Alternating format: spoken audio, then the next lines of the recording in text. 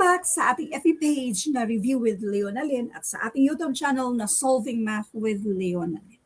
I just hope na napanood nyo yung previous na video natin about sa ratio. And by the way, kung first time nyo dito sa ating FB page or sa ating YouTube channel, meron tayong pa-review for civil service exam, pati na yung sa NAPOCOM. When it comes to yung basic, kasi ang pinaka-espesyalista natin ay yung mga numerical, lalo na kung medyo mahina kayo sa mga numbers. So meron tayong katulad nitong para sa August. Last May, purong math lang talaga siya. And then nagsimula yung all coverage sa civil service exam noong June. Tapos, kung nagbabalak kayo mag-exam sa next year na March 2027, sana na bago man lang yung March 2027, malayo pa yung 2027 na yan, ihanda nyo na yung sarili nyo kung isa kayo sa medyo nahirapan sa math. Kasi simula nitong November hanggang December 2026, purong math lang yan siya. Purong math lang yan siya, daily log, daily quiz. Tapos sa January to March 2027, all coverage na yan ng all coverage ng civil service exam. Lahat ng ito sa halagang 700 sa lahat ng yan, actually sa entire year ng 2027. So pwede kayong mag-inquire sa ating FB page na Review with Leonalyn. Okay, let's read the problem.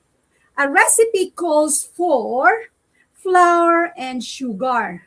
Yung naunang binanggit na flour, sa ratio sa kanya yung nauna, yung pangalawa sa ratio sa kanya yung pangalawa. The recipe calls for flour and sugar in the ratio 7:2. If 21 cups of flour are used, how many cups of sugar are needed? Sa actual na exam, oras yung kalaban nyo. So dapat unahin na lang muna natin kung paano ba yung shortcut nito. Cups of flour, itong 21. So doon din natin siya i-divide sa flour na 7. 21 divided by 7, this is 3. Ang tanong, how many cups of sugar? So doon din natin siya i-multiply sa sugar na 2, yung ratio. So 3 times 2 equals 6. Ito na yung sagot, 6. Ganon lang siya kadali. Pero para mas maunawaan natin itong mismong shortcut, doon tayo sa detalye. Diba? Flour is to sugar equals flour is to sugar. 7:2 equals, ang hinahanap natin dito ay yung mismong sugar. Let N or S na lang sa sugar. Let S para sa sugar. Ang flour dito ay 21.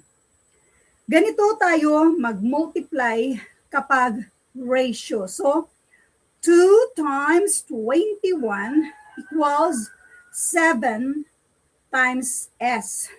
Since pang-multiply, pang-divide, para S na lang matitira, or mag-divide tayo ng 7 to both sides para makancel yan, letter S na lang ang matitira.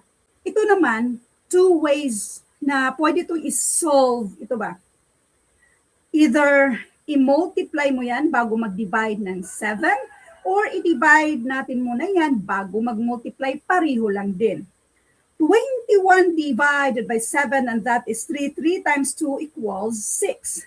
Or 21 times 2, this is 42. I-divide ng 7, 6 pa rin yung sagot.